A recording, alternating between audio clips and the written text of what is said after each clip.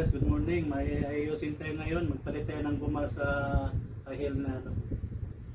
Palit natin kasi plastic na kastur, madali masira. Ito guys, yung dalawang butas niyan, lagyan natin ng kahoy guys ha. Lagyan natin ng kahoy yan. Kasi mamaya papakuha natin yung sewtax yan. Putulin ko pa yan guys. Yung maputol na yan, lagyan ko ng ano, yung play na guma guys dito. Tapos pagkatapos niya, lagyan ko ng papakuan ko ng sewtax guys.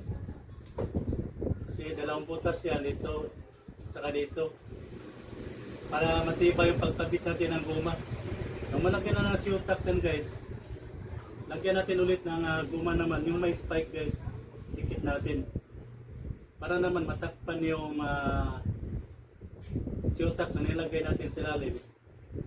Ang reason yan guys, takpan natin yung sewtax para naman pag ginagamit yan guys, hindi madulas at saka yung guma na nilagay natin sa ibabaw may spike. Yun lang guys, sana makatulong ko sa inyo. Thank you.